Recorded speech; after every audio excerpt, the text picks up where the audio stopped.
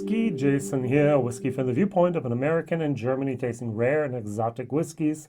This is the third of 4 different whiskeys I'm going to try this year from the 2020 Diageo Special Release. This time it's a Singleton.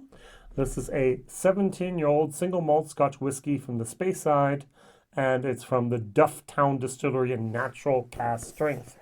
So the thing that really irritates me is that Diageo can call Singleton something from 3 different distilleries.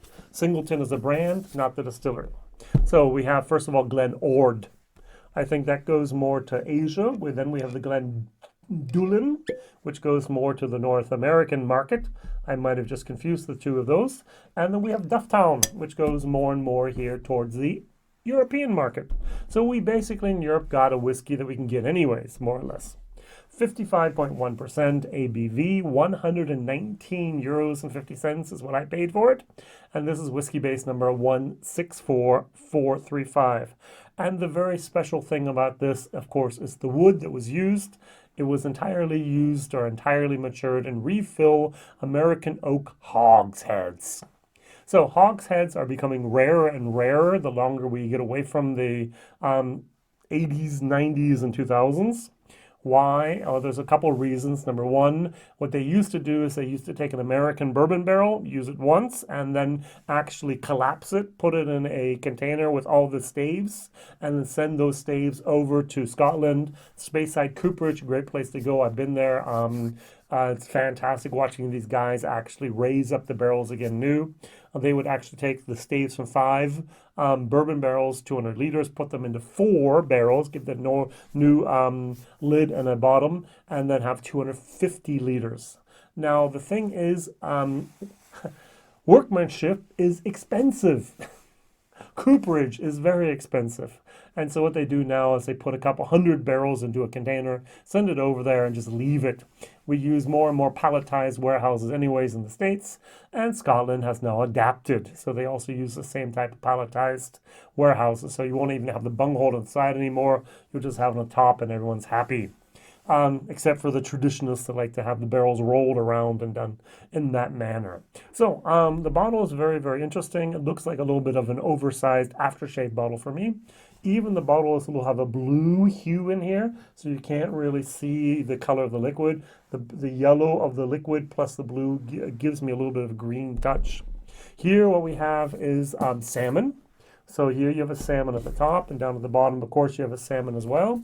And it says here, this unusual first ever exclusively refill cask release of the Singleton Dufftown has been matured for 17 years in refill American oak hogsheads to showcase the fresh spring-like nature of this slowly crafted single malt. Singleton is renowned for its smoothness and balance of whiskies, which match the liveliness and vigor of the leaping salmon in the fast-flowing rivers of the Highlands of Scotland. The Dufftown Singleton is particularly known for its elegant, grassy, and fruity aromas and taste.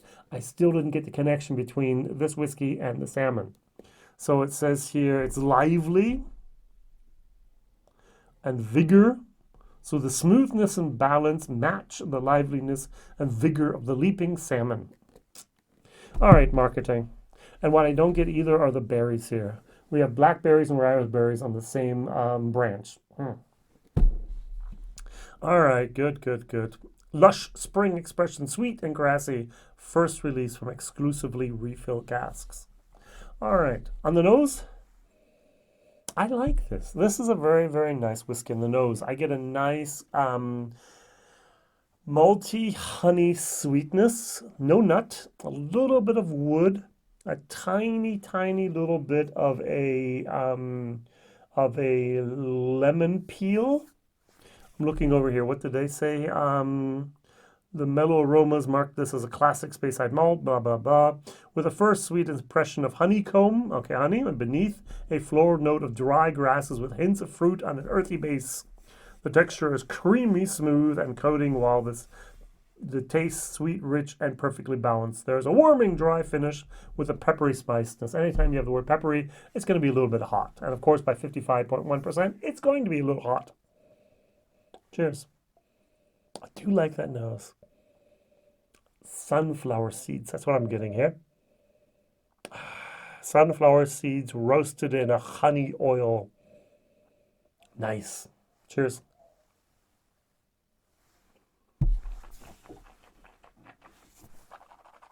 Mm. Mm. So what happens is the oakiness of those casks, of those old hogsheads, it didn't say first fill, it didn't say second fill, it said refill hogshead. These might have been used twice or three times already. That woody astringence fights. It's not the lively matching, balancing, it's a fighting with the sweet, grassy, honey maltiness. That's why I did this. And then towards the end, unfortunately, those old sawdusty type of old wood, it's weathered wood. It's like weathered staves that have been out in the air for the 18 months, and you actually get a little bit of a woody dryness there, and it's a little bit too much for me. It's not wrong, it's not bad, but it's not my wheelhouse. It's not what I'm looking for in a whiskey. All right, let's dilute it down to about 48%. I like 48%.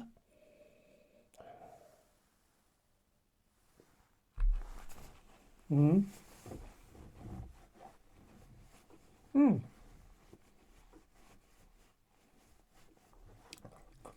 That did not do it any justice. The wood actually is intensified, and it gets a little bit more of a bitter type of sawdusty type of chewing on a popsicle stick moment. The Singleton, actually, when I was a novice whiskey drinker, I actually bought a couple bottles of these. I liked the bottle form. It had a little bit of a surprise. This looked a little bit like a standard bottle. I mean, Oban has the same bottle form. Clynelish has the same bottle form. It's just the typical normal Diageo. And so I bought one of these on sale, and I was like, oh, this is flat. This is cool. This is really nice. I actually showcased it and showed it off and shared it with some of my friends and so on. It was actually a very, very good thing. Yeah, so my question of the day is, what are some of the beautiful bottles you have showcased before in your whiskey display? I'm sure there's been maybe an Old Forester, or maybe there was a birthday bourbon, or there might have been a Singleton, or there might have been some other very beautiful bottles out there that you can actually showcase. Now, I'm not really sure about the color here. This is a little bit too much, like the batteries included. It's a very vibrant color. My next question is, have you ever had a Singleton that you liked? I don't know. We've had a Glen Ord and a blind tasting that actually became the infamous terrible whiskey of the year. Nose, I like. Nose is going to be B minus. Taste is going to be more of a C. Maybe a C plus on a good day.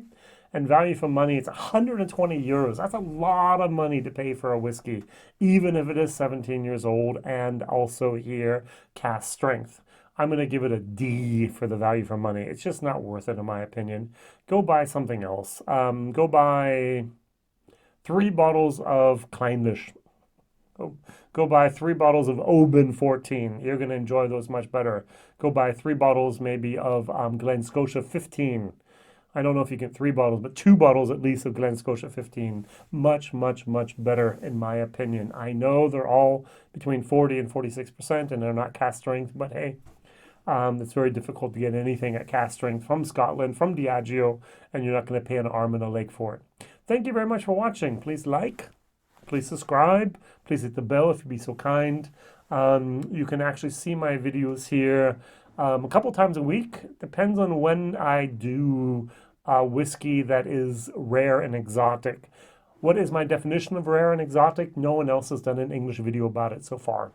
So I'm going to be one of the first persons in the world that has done a English review of the 2020 special release from Diageo, because it came out over here in Europe a little bit quicker, I think, than other places. And so that's my advantage. That's why I was first. There might be people who do it after me, but if I'm the only one that does it first, that's the real thing. Or if I have single cask, or if I think something that as no one else has ever done. Now, they're always the second video after I do my German video. And German video channel is my number one focus. Sorry, and you're an afterthought. Sorry. If there has no one else done a video about that bottle that I did in German, then I do the English review. That's why sometimes you have 4 to 5 reviews in 1 week, like this week, and then other weeks where there might be only 1 or 2. In my German channel, it's every single day. Monday to Saturday, I have a new review come out of a whiskey bottle, and Sunday, I always do a live stream. That's the way things are. Thank you very much for watching. See you soon. Whiskey Jason here, WhiskyJason@gmail.com in case you want to contact me for any reason. Thank you. Like, subscribe, and tell others. Bye-bye.